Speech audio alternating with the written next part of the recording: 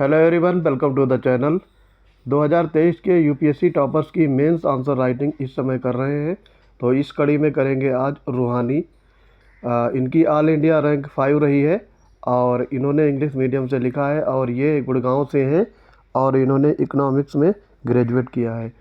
तो बढ़ते हैं अपने आज के लेक्चर की तरफ। जो साथी पहली बार जुड़े हैं चैनल को सब्सक्राइब करेंगे और अपने दोस्तों को भी शेयर करेंगे। रूहानी पहले से ही आईपीएस थी और इन्होंने इस बार ऑल इंडिया रैंक 5 प्राप्त करके आईएएस में प्रवेश कर लिया है। तो बढ़ते हैं अपने आज के लेक्चर की तरफ। पहला इसमें क्वेश्चन है, लिखा है the Kakatiya dynasty left an indelible marks in the field of architecture and literature discussed with examples। 150 words में लिखना है। इन्होंने इंग्लिश मीडियम लिखा है तो इंग्लिश में ही देखेंगे। The Kakatiyas of Warangal left an indelible marks in various cultural aspects। तो इन्होंने इंट्रोडक्टरी पार्ट में काफ़ी छोटा इंट्रोडक्टरी पार्ट इन्होंने लिखा है। इसमें एक दो लाइन और होना चाहिए था। फिर है इम्पैक्ट ऑन आर्किटेक्चर। राइटिंग बहुत अच्छी है इनकी। Rudradaman temple dedicated to lord Shiva was built during the reign of Kakatiya. फिर आगे लिखती हैं ये, the temple recently received UNESCO world heritage site status in 2021। Impact on literature, इसमें ये लिखती हैं Kakatiya promoted literature in Telugu. Various vernacular books were written in Telugus. उस समय तेलुगु में ये सारी किताबें लिखी जाती थी। Karnataka music and it's lyrics were promoted इन तेलुगु। तो यहाँ पे इन्होंने कंक्लूजन पार्ट कुछ नहीं लिखा है, तो यहाँ पे मेरे हिसाब से 2 मार्क्स मिलने चाहिए आउट ऑफ 10 में, क्योंकि राइटिंग अच्छी है, इन्होंने पॉइंट वाइज दर्शाया है, लेकिन कंक्लूजन कुछ भी नहीं लिखा है। अब आगे देखेंगे दूसरे क्वेश्चन में। दूसरा क्वेश्चन है यहाँ पे, Bal Gangadhar Tilak was instrumental in creating a nation consciousness and giving political voice to masses during the course of national movement discuss. ये लिखती हैं, Tilak played a crucial role in creating national consciousness and giving political voice to the masses during national movement। ये introductory part पहले से ज़्यादा effective है। फिर रूहानी इसके रोल के बारे में लिखती हैं, role of Tilak participated in Swadeshi movement of 905। उसके बाद आगे ये मेंशन करती हैं, पॉइंट वाइज लिखा है इन्होंने। राइटिंग इनकी काफ़ी अट्रैक्टिव है।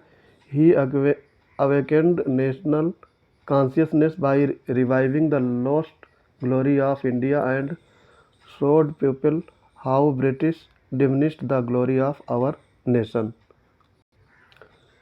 He used religious symbols like Raksha Bandhan, Ganesh idols and Ganesh Chaturthi and celebrating Shivaji festival to emphasize on the might of Marathas like Shivaji.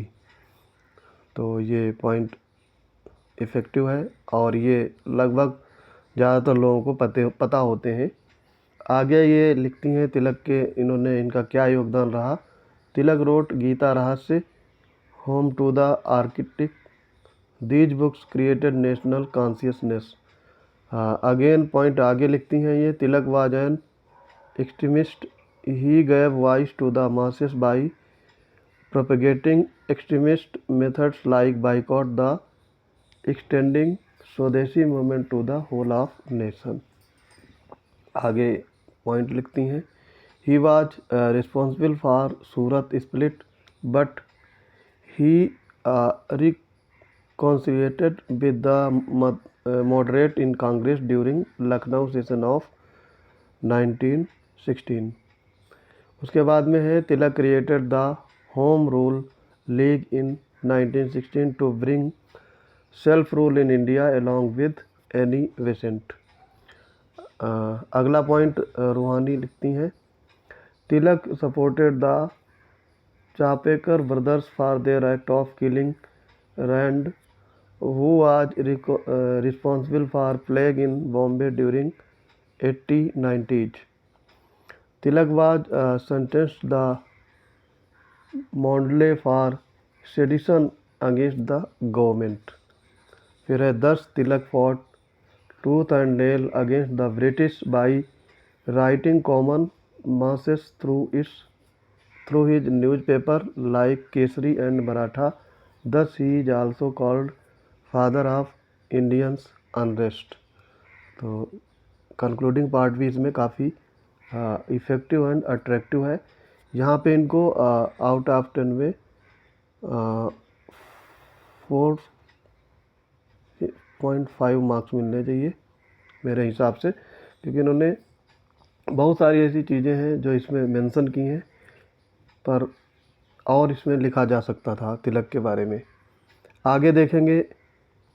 Question number 3 है the 1929 Lahore session of Congress shaped the vision for an independent India in many important ways. Explain answer in 150 words. Ruhana इसमें लिखती हैं the 1929 Lahore session shaped the vision for an independent India in the following ways. ठीक है, यहाँ पे इन्होंने introductory part को एकदम से इग्नोर किया है। आगे इसमें पॉइंट वाइज ये लिखती हैं the 1929 session proclaimed complete independence for India. ठीक है, it shifted away from the narrative of mere dominion status for India. ठीक है, ये point it gave a will for fundamental rights to be provided to the citizen of India. और these fundamental rights were later included in part 3 of Indian Constitution. फिर आगे ये रूहाना लिखती हैं अगले पॉइंट में the session advocated liberty equality and justice social economic and political to the Indian citizens. फिर next point में है the session also emphasised on fraternity among Indians. Next point है कि इसमें काफ़ी इन्होंने अच्छे पॉइंट्स लिखे हैं। The nation enjoined the state of work for the upliftment of poor and weaker sections of the society. Thus a welfare socialist state was envisioned. फिर आगे secularism values were promoted and communal feelings were to be disincentivized. Citizens to uplift and frame their own constitution and abide by its all times. फिर आगे conclusion part में लिखती हैं दस in this way Lahore session shaped the vision for independent India. यहाँ पे ये year भी दर्शा सकती थी, तो कंक्लूजन पार्ट काफ़ी शार्ट में किया है, इसमें 1-2 लाइन और भी लिखा जा सकता था, तो यहाँ पे ये 5 आउट ऑफ 10 मार्क्स गेन कर सकती थी। ठीक है, तो यहाँ पे 5 नंबर मिलेंगे। आगे देखेंगे अगला क्वेश्चन है explain in what veg different historical experiences led in countries like China and Japan on widely divergent paths to building independent and modern nations. 150 word में लिखना है, 10 मार्क्स का है। China and Japan had widely divergent paths. फिर यहाँ पे इन्होंने introductory part को एक लाइन में ही समेट लिया है, ज़्यादा लिखना चाहिए था इसमें। आगे है transformation of India China, transformation of China, China के बारे में ये लिखती हैं historical experiences. Opium war with British, और फिर आगे है China was part of silk route, China exported tea to British, internal civil war between KMT and communist party. ठीक है, आगे ये part two building modern nation, communities principle adopted, state to own and distribute resources. ठीक है, silk route experiences gave China the experience to handle global value China chains, global value chains and logistics. ठीक है, ये बात सही है। Heavy industrialisation, ठीक है। फिर है communal policy benefited agriculture, opening of economic in 1988 by Deng Xiaoping. China is now a leading industrial producer and part of most GVCs. फिर अब ट्रांसफ़र ऑफ जापान के बारे में लिखती हैं। Historical experiences, Japan allied with Germany during world wars, axis powers like Japan were defeated in world war. फिर है Hiroshima and Nagasaki nuclear bomb attacks shattered Japan. और path to building modern nation, Japan is the only Asian country which has never been colonized by any foreign power. Japan is the only Asian country where industrial revolution occurred rapidly by building on the innovation of US, UK. फिर आगे ये रुहाना लिखती हैं, Japan signed a peace treaty with USA that US would take care of the military needs of Japan and protect her during war. This reduced military expenditure of Japan and Japan could focus on its economic development. फिर आगे ये लिखती हैं, Japan used lean production method in automobile production and Toyota becomes leading car producer. फिर है Japan is now an advanced nation and fulfills infrastructure needs of other nations through its JICA and ADB. तो काफ़ी यहाँ इन्होंने point effective लिखे हैं। फिर यहाँ पे कंक्लूजन पार्ट ये नहीं लिखती हैं, तो यहाँ पे मेरे हिसाब से 3 आउट ऑफ 10 बनने चाहिए यहाँ पे, क्योंकि इनका इंट्रोडक्टरी पार्ट भी काफ़ी कम लिखा था और कंक्लूजन तो लिखा ही नहीं है। आगे इसमें 5वां देखेंगे, what is the Madden Julius oscillation, how does it differ from El Nino, discuss its impact on Indian monsoon. ठीक है, तो यहाँ पे Madden Julian oscillation occurs in the central Pacific Ocean. It does not have any adverse impact on the weather and climate conditions like El Nino, which harms weather condition in India, Australia and Peru. ठीक, तो यहाँ पे बहुत अच्छा इन्होंने introductory part लिखा है, काफ़ी बड़ा है और इतना ही लिखना चाहिए था। यहाँ पे इन्होंने नॉर्मल ऑसिलेशन दिखाया है मैप के द्वारा, high Mascarene Australia, low pressure high pressure, और यहाँ पे ये इंडिया को दर्शाया है, इस पे इम्पैक्ट। आगे देखेंगे इसमें एल नीनो ऑसिलेशन में क्या होता है, the cycle reverse in El Nino oscillation and Indian subcontinent gets poor rain during El Nino. आगे रूहानी फिर ये दर्शाती हैं मैप के द्वारा मैडन जुआन oscillation in central Pacific ocean, impact on MJO, short में लिखा है on Indian monsoon. MJO has very limited impact on Indian monsoon, यहाँ पे ज़्यादा इम्पैक्ट नहीं रहता है। ये लिखती है, due to its minimal impact the Indian monsoon is not adversely affected, ज़्यादा बुरी तरीके से प्रभावित नहीं कर सकता है इंडियन मानसून को। Continuous Indian monsoon occurs and normal crop growth and production occurs.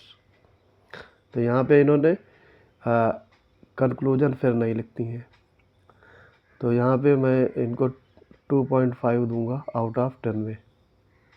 आगे देखेंगे अब last question, what are endogenic forces, highlight their types and discuss the role played by them in forming various landform on earth. तो रूहाना लिखती हैं, endogenic forces are the forces which originate inside the earth. फिर यहाँ पे इन्होंने काफ़ी कम introductory part लिखा है। राइटिंग इनकी काफ़ी अच्छी है, पॉइंट वाइज लिखने की कुशलता बहुत अच्छी है लिखने की, लेकिन इंट्रोडक्टरी और कंक्लूजन पार्ट पे इन्होंने ज़्यादा ध्यान नहीं दिया। टाइप्स ऑफ इंडोजेनिक फोर्सेस, इसमें वोल्केनिक फोर्स हैं, अर्थक्वेक और रेडियो एक्टिव फोर्सेस, 3 टाइप के लिखे हैं। अब इन तीनों टाइप को ये पॉइंट वाइज हेडिंग डाल करके भी इसमें लिख सकती थी, 2-2 3-3 लाइनें। खैर फिर आगे देखते हैं। ये टॉपर हैं, इनकी ऑल इंडिया रैंक 5 है, तो इन्होंने अच्छा ही लिखा है, इसीलिए इनको अच्छी रैंक आई है। तो लिखने की कार्य कुशलता अच्छी है, पर कुछ पॉइंट यहाँ पे इन्होंने मेंशन नहीं किए हैं।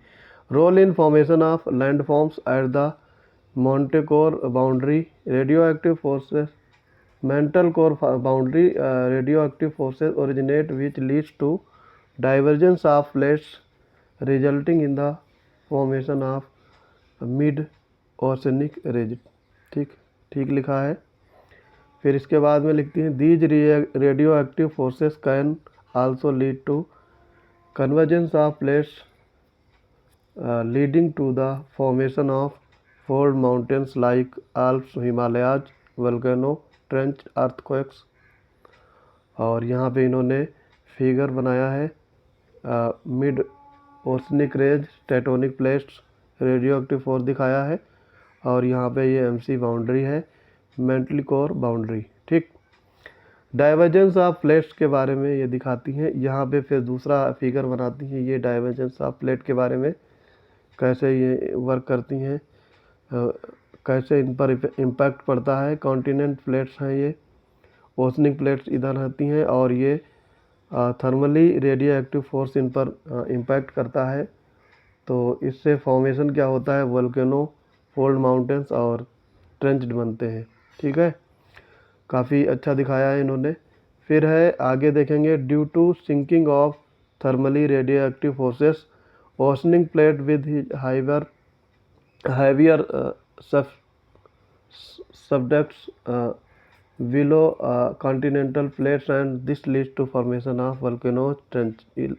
एग्जाम्पल दिया है Pacific ocean ring of fire. तो यहाँ पर भी इन्होंने कंक्लूजन पार्ट में बहुत कुछ ज़्यादा नहीं लिखा है। इन तीनों के बारे में लिखना चाहिए था, जो रेडियो एक्टिव हैं, ट्रेंच बनते हैं जिससे, या फिर इन्होंने जो दर्शाया था यहाँ पे ये 3 फोर्सेस, इनके बारे में इन्होंने, इसमें अर्थक्वेक फोर्स के बारे में नहीं लिखा है। ठीक, तो ये सारे बारी बारी से लिखने चाहिए थे। फिर इनमें फिगर सही बना दिए हैं, लेकिन कंक्लूजन पार्ट को और सही से लिखा जा सकता था, तो मैं इसे 4 आउट ऑफ 10 मार्क्स दूंगा। ठीक है, तो आई होप ये वीडियो आपको पसंद आया होगा। मिलते हैं अपने अगले इम्पोर्टेंट अपडेट में। चैनल को ज़्यादा से ज़्यादा शेयर करिए। जय हिंद।